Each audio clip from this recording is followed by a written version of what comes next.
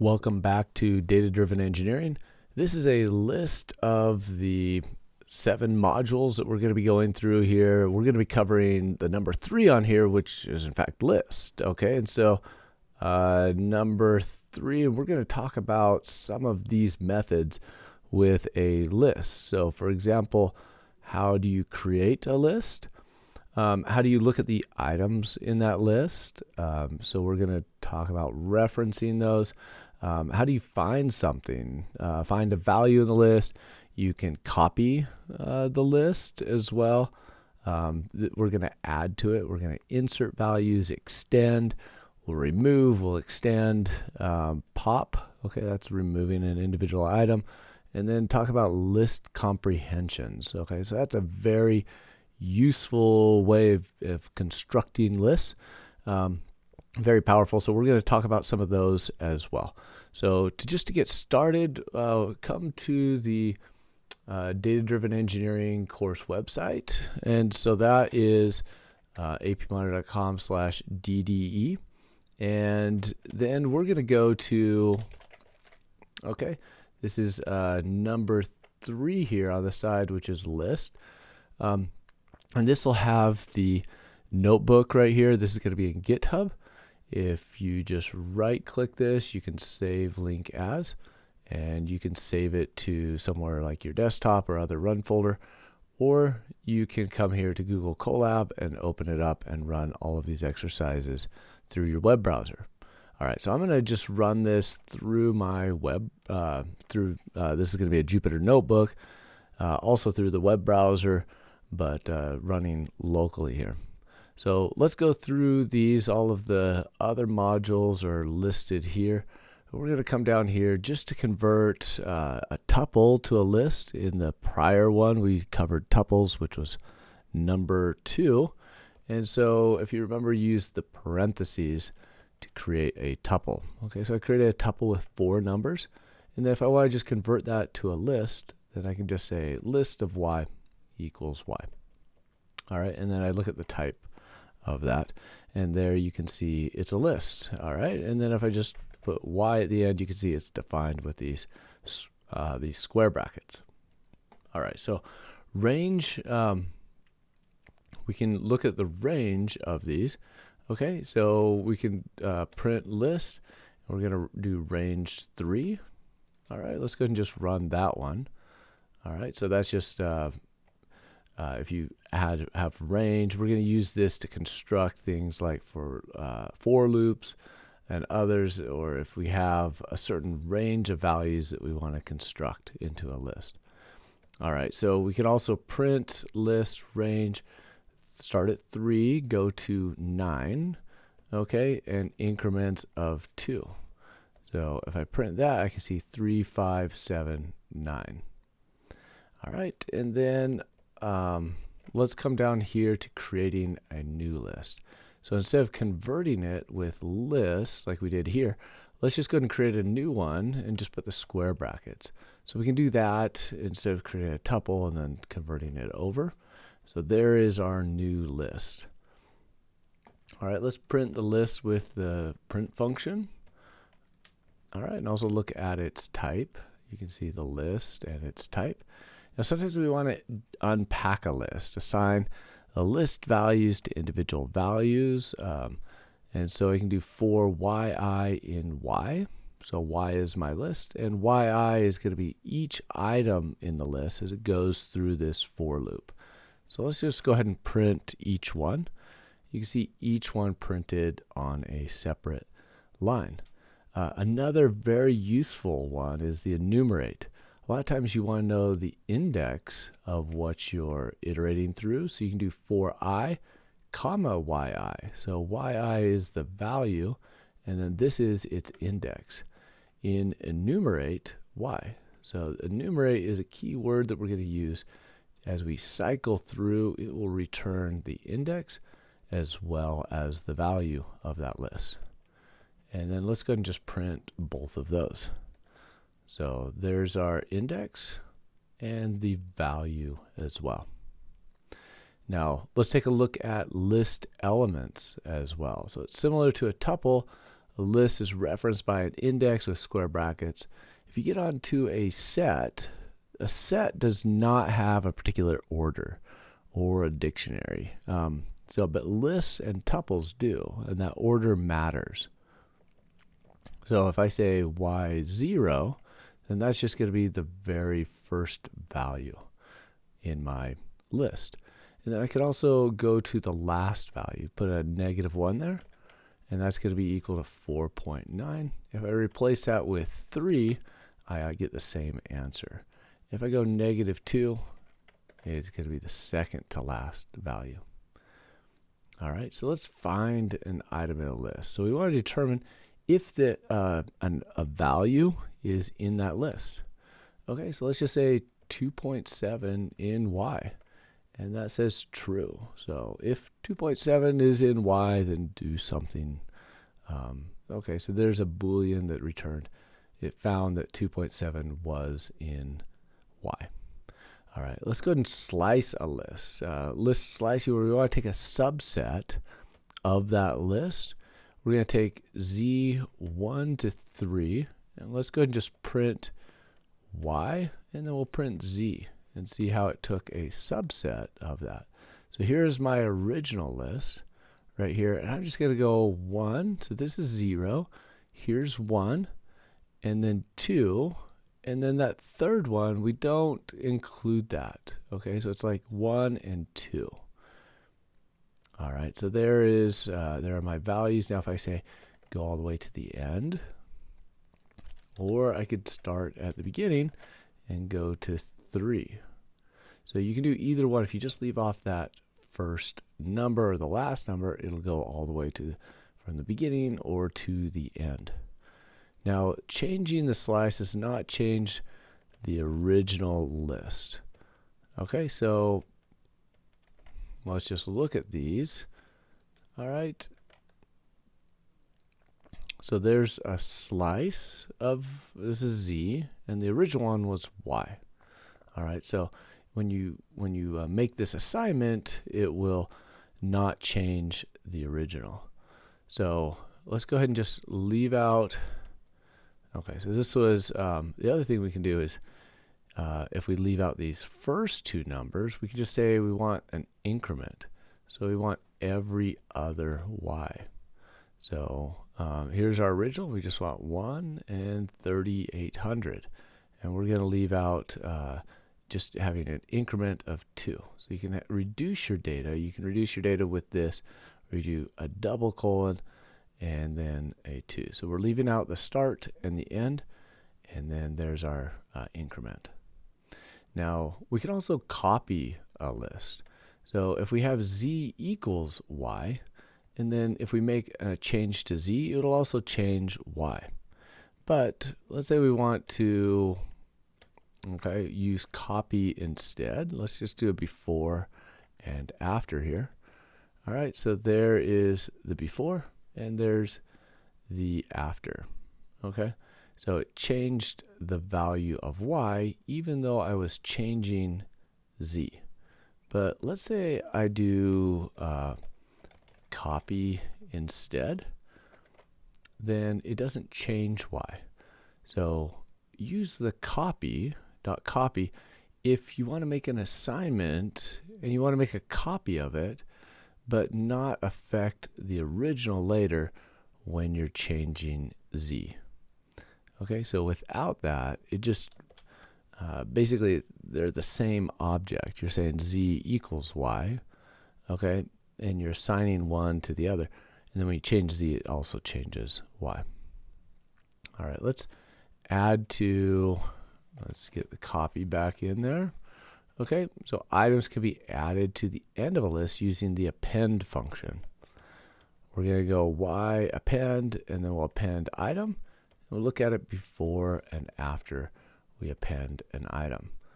All right, so we can keep doing that, run it over and over, and you can see, before and after changes, but it keeps adding something to the end. All right, so the item can also be another list that you add to the end. So let's go ahead and append 3, 2, 1. Let's look at before and after.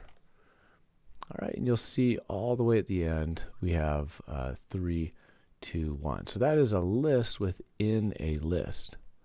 Now we can also remove some items from a list. Let's go ahead and remove item. All right, as I keep running that, it removes the first instance of that one that it found. You can also remove an element by index. All right, we're going to do that with a pop function, and we'll look at before and after.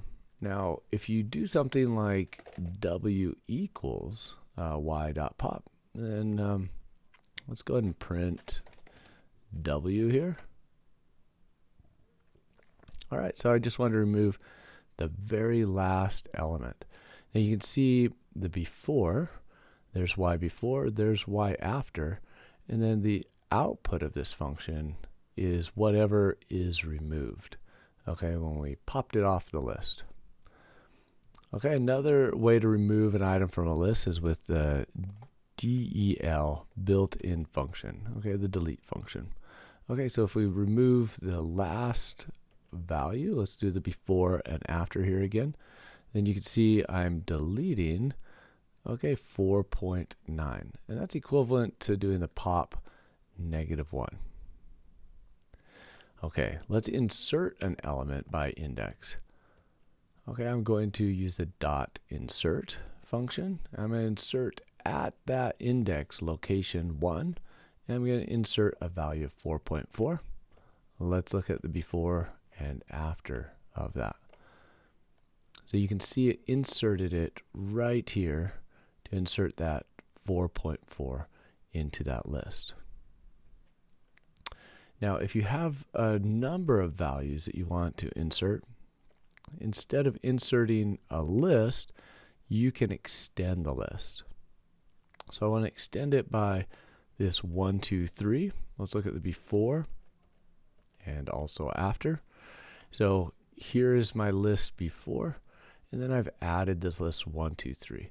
So if you appended that, you'd have a bracket 1, 2, 3 there, or it'd be a separate list inside the list. So if you want to extend it, then just use this extend function instead. Okay, now the last topic that we have here is list comprehensions. Now, I want you to pay attention to this one. It's very important. It really simplifies the syntax in creating and managing lists. You can do it with one line. And you can put your loop in there, like a for loop. You can put conditionals and other things inside these list comprehensions. Okay, the basic expression is that you have a new list. You'll have an expression for item in an iterable. Okay, and the iterable can be like another list or a tuple or something like that. Okay, so I'm going to say y equals I plus 1 for I in y. All right, so let's go ahead and add, let's go back to, okay, back down here, and then I want to print y. All right, so I'm just going to be adding 1 to each of the values, and every time I run that, it just adds 1 to all of the values in the list. So I say for I in y, okay, that'll be 9, 11.4, 9.7. It'll cycle through those each one, and then it'll just be I plus 1. And then these brackets on the outside says create a new list from those sequence of values. All right, so you can also have a conditional statement in here, so that only produces a result if the conditional is true. So let's go for y equals I for I in y if I is less than or equal to 3. Now you can see I don't have a lot of values that are less than or equal to 3 here. So let's see, I think we're probably going to need to change that list because we're going to get an empty list. So let's start with something else. 2, 5, 6, 2, 4. Okay, so if I start with that, then it's just going to take the values that are less than or equal to 3. So it filtered out the 6 and the 4. Now we can also have a list of lists. Now there's possible to do this in regular Python with a list, but really NumPy arrays. We're going to get back to that later. Here in lesson number 6, that's really the way to do this and manage matrices or large vectors or matrices of numbers. Okay, but let's just show how to do this in Python as well with a list. So you do a list of a list. Each one is going to be a row. Okay, and I'm defining this matrix that you can see right here up above. All right, and so there is my matrix. And let's go ahead and just print row 1. All right, when we do that, you can see it's going to be this row. Row 0 would be the one right above it.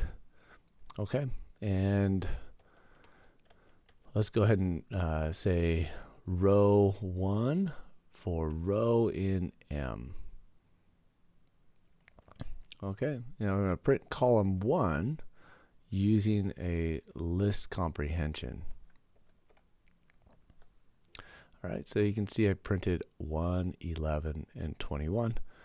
Now I can also print an individual element as well, like M, 1, 2. This is going to print the value of 12.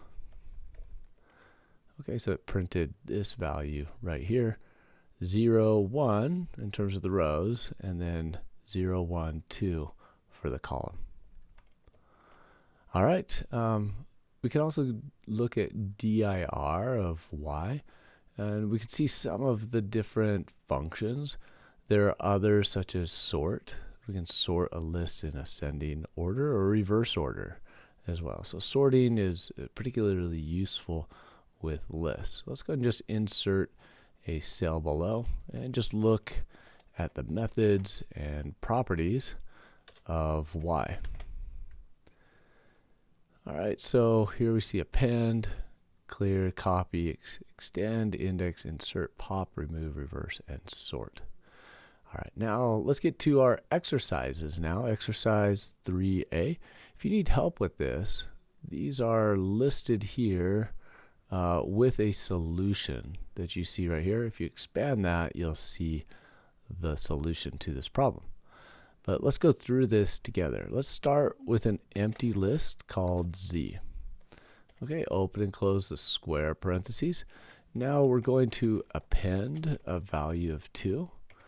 And then let's insert. We can also do this with append as well. But let's practice with the insert. We're going to insert this 3.75. Okay, so we have 2 and then 3.75. Let's extend this as well. I'll do Z extend, and we're going to extend 4, 5, and 1 to the end of this. Now let's insert a value of 3 at index 0.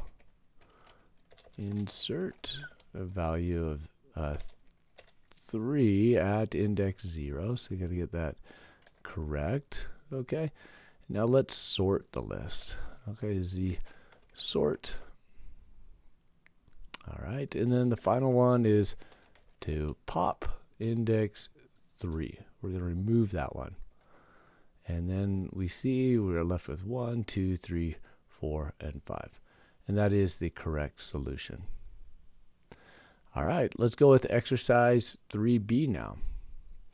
Okay, simulate rolling 2 6-sided dice 10,000 times. And we're going to do that with this code right here. So if we run it, the value of V will change 10,000 times, but we need to record that. All right, so let's just go ahead and record that to an empty list, and then append the value of V as we run through those 10,000. All right, now we want to look at how much each of those were produced.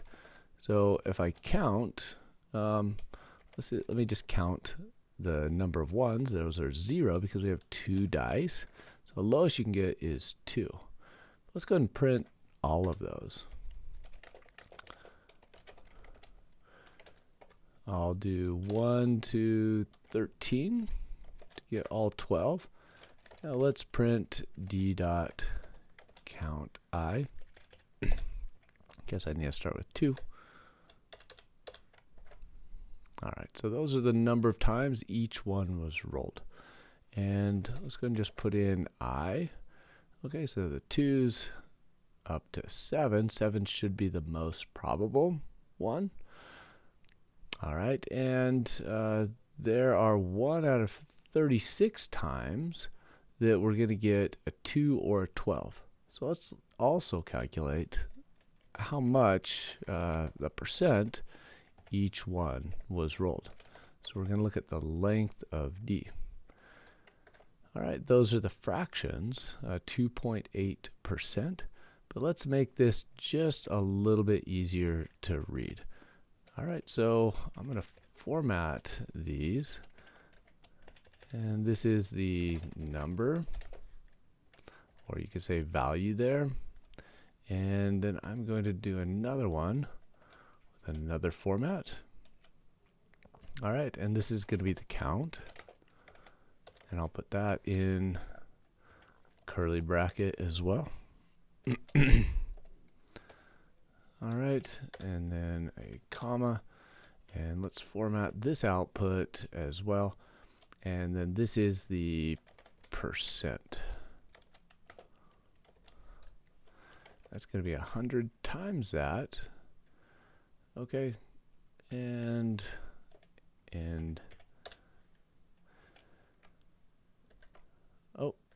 let's see. I needed a end, and then an end. Okay, I'm still off by 1. Let's see where I made the mistake here. Okay, it should be inside this one.